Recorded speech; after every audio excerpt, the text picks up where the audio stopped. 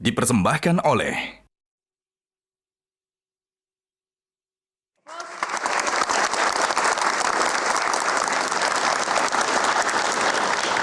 Terima kasih Anda masih bersama kami berdua di Kick Kontroversi dengan tamu yang luar biasa, pasangan Amin. Nah, Mas Anies, Gus Imin, kalau tadi saya tanya soal kekayaan, itu relevansinya pada statement terutama Mas Anies. Beberapa waktu yang lalu seakan-akan keluhan bahwa pengusaha-pengusaha menjadi takut untuk mendukung, untuk ikut membiayai kampanye dari pasangan Amin ini karena adanya ketakutan diperiksa pajak atau ketakutan di otak-atik pajaknya. Tentu yang jadi pertanyaan, kalau memang mereka pengusaha yang baik, yang benar, yang taat pajak, kenapa harus takut? Jadi apa sebenarnya yang ingin Anda sampaikan hari itu berkaitan dengan ketakutan pengusaha untuk mendukung Anda berdua secara finansial termasuk di dalamnya? Iya, secara prinsip kita semua punya tanggung jawab untuk menunaikan kewajiban pajak kita. Itu adalah sesuatu yang normal. Saya rasa kita semua melakukan itu.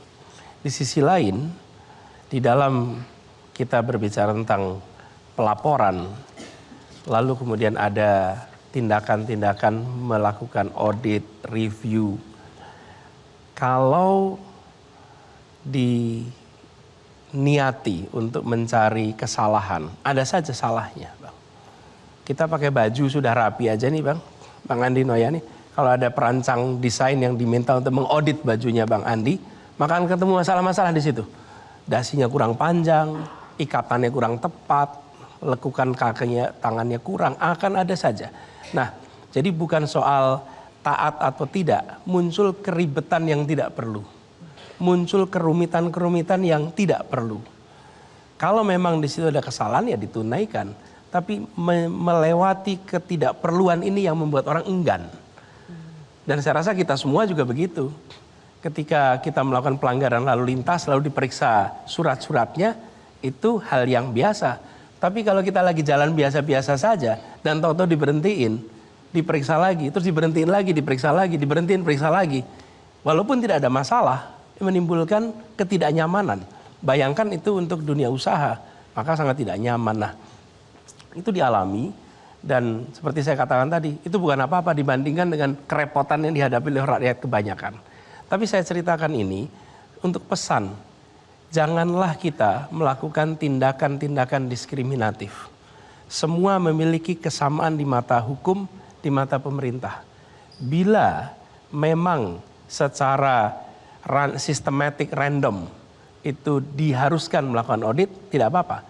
Tapi bila dilakukan purposive audit, bukan random audit, maka di situ menjadi masalah. Kalau purposive artinya dengan ada tujuan-tujuan, niatan tertentu. Nah, kami melihat membangun kesetaraan, kesempatan kepada semua menjadi penting. Dan kami yakin sesudah lewat masa pendaftaran ini, rasanya begitu-begitu sudah tidak lagi menjadi cerita lagi. Insya Allah akan hilang. Baik. Baik. Sekarang kami ingin masuk, Mas Anies dan juga Gus Imin, soal elektabilitas. Karena apapun perubahan yang Mas Anies dan Gus Imin ingin lakukan akan sulit tercapai kalau tidak menang. Sementara potret untuk bisa melihat potensi pasangan Amin ini menang atau tidak selama ini ada di survei-survei. Mari kita lihat survei terbaru dari ada Poltreking dan juga LSI Denny JA yang mempotret sampai saat ini elektabilitas Mas Anies itu masih tertinggal dibandingkan dua baca pres yang lainnya, padahal sudah duluan mendeklarasikan bacawa pres. Nah, apakah angka-angka ini tidak mengkhawatirkan, Mas Anies? Masih terpana sepertinya melihat angka-angkanya, Bang Andi. Kenapa, Mas Anies? Saya mengkhawatirkan masa depan dari peneliti-peneliti ini sebetulnya. Ya, tapi nggak apa-apa. Itu kan mereka semua melakukan survei, pasti ada metodenya, pasti mereka bisa bertanggungjawabkannya. Sayangnya, pemilu tidak berdasarkan survei.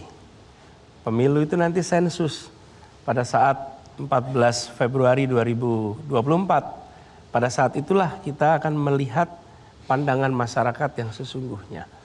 Dan pengalaman kami di Jakarta itu belum pernah ada survei yang menempatkan kami nomor 2, apalagi nomor 1. Bahkan seminggu sebelum Pilkada Jakarta, kami ini masih tetap nomor 3 dengan selisih yang amat jauh.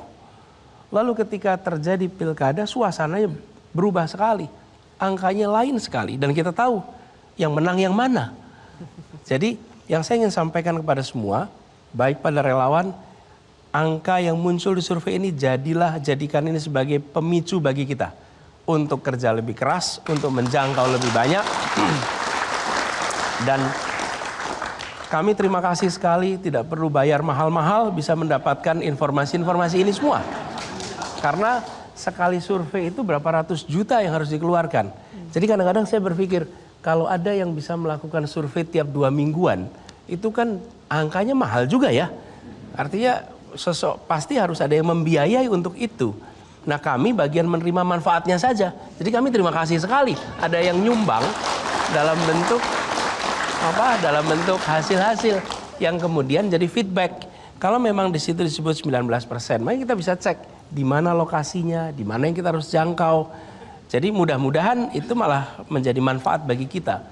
Jadi bagi kami selama kesempatan untuk mengikuti proses Pilpres itu setara, selama kami masih bisa menjangkau siapa saja, selama kita bisa bergerak leluasa, maka ini adalah feedback yang baik, informasi yang baik. Oke. Tapi pada akhirnya keputusan ada pada sensus Pilpres 14 Februari 2024. Baik, oke. Ketika Mas Anies ini memilih Gus Imin, orang-orang berpendapat bahwa Gus Imin ini dipilih karena bisa mengambil suara di Jawa Timur, bisa mengambil suara di kalangan kaum Nahdien. Tapi dari survei juga belum kelihatan pengaruh dari Gus Imin. Yang Bagaimana? baru kelihatan kekayaannya. Yang baru kelihatan kekayaannya saja.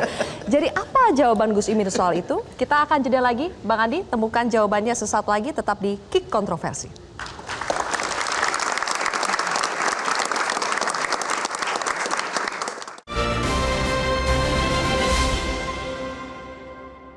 Jelajahi cara baru mendapatkan informasi. Download Metro TV Extend sekarang.